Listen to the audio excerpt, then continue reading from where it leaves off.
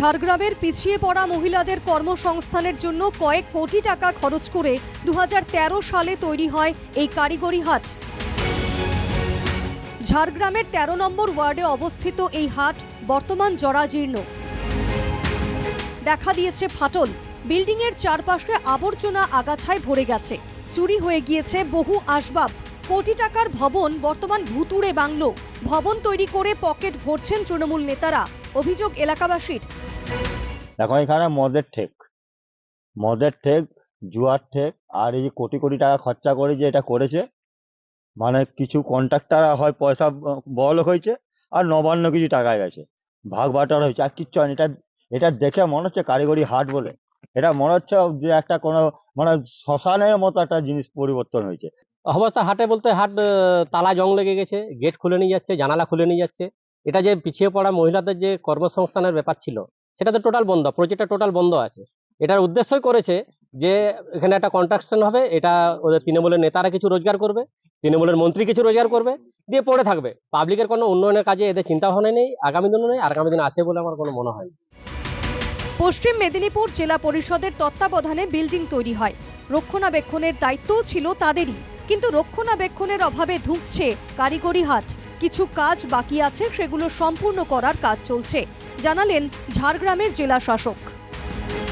আমি 2 মাস আড়াই মাস আগে হাতে পেয়েছি।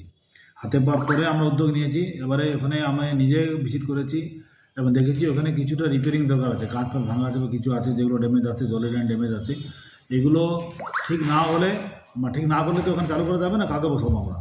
তো আমরা একটা উদ্যোগ নিয়েছি, ওটা রিপেয়ার করার ব্যবস্থা করা হচ্ছে খুব শীঘ্রই, এবং আশা করি মানে খুব শীঘ্রই আমরা এটাকে যারা বিভিন্ন আর্টিসান বা যারা আছে বানায় এই জিনিসগুলো দিয়ে আমরা চালু করতে পারি। উন্নয়নের নামে কাটমানির অভিযোগ বিরোধীদের। কিন্তু দেখা গেছে যে জনগণের পয়সায় তৈরি হওয়া ওই বিল্ডিংই হয়ে পড়ে রয়েছে। কোনো রকম রিক্রুটমেন্ট নেই, কোনো রকম কারিগরি শিক্ষার কোনো ব্যবস্থা নেই। আজকে তৃণমূলের নেতাকর্মীদের পকেট ভরার জন্য বিভিন্ন জায়গায় এরকম বেশ কিছু বিল্ডিং তৈরি করা হচ্ছে।